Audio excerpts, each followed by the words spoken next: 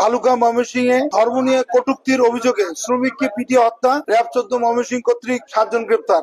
Factory হতে জোরপূর্বক বাইর করে দাঙ্গা সৃষ্টির মাধ্যমে দেশীয় অস্ত্র দিয়ে আঘাত সহ কিল ঘুষি দিয়ে পিটিয়ে তাকে হত্যা করে। পরবর্তীতে ভিকটিমের লাশ জমির দিয়া স্কয়ার মাস্টারবাড়ি বাস স্ট্যান্ড ঢাকা ময়মনসিংহ মহাসড়কের মাঝখানের আইল্যান্ডের গাছের সাথে ঝুলিয়ে আগুন ধরিয়ে দেয়। সিপিএসসি র্যাব 14 ময়মনসিংহের অভিযানিক দল ঘটনার ভিডিও বিশ্লেষণ ও স্থানীয়ভাবে তথ্য সংগ্রহ ও যাচাই পূর্বক বর্ণিত ঘটনার সাথে জড়িত থাকার অভিযোগে অদ্য 20 ডিসেম্বর 2025 খ্রিস্টাব্দ আনুমানিক রাত 3 ঘটিকায় ময়মনসিংহ জেলার ভালুকা থানাধীন স্কয়ার মাস্টারবাড়ি এলাকায় অভিযান পরিচালনা করে অভিযুক্ত 1 মোহাম্মদ লিমন সরকার, মোহাম্মদ তারেক হোসেন, মোহাম্মদ মানিক মিয়া, মোহাম্মদ ইরশাদ আলী, নিজুমউদ্দিন, আলমগীর হোসেন, মোহাম্মদ মিরাজ হোসেন আগুন সহ মোট 7 জনকে গ্রেপ্তার করতে সক্ষম হয়। পরবর্তী আইনানুগ ব্যবস্থা প্রক্রিয়াধীন রয়েছে। এই জিনিসটা খুবই অস্পষ্ট। আমরা বারবার চেষ্টা করেছি জানার যে কাকে বলেছে, কি বলেছে, এটা কিন্তু কেউ বলতে পারেন। এবং আমার মনে হয় যে উত্তেজিত জনতা আর কোনো প্রিভিয়াস এনিমিটি কারোর সাথে কোনো ছিল কিনা সেটা আমরা তদন্ত করে দেখবো।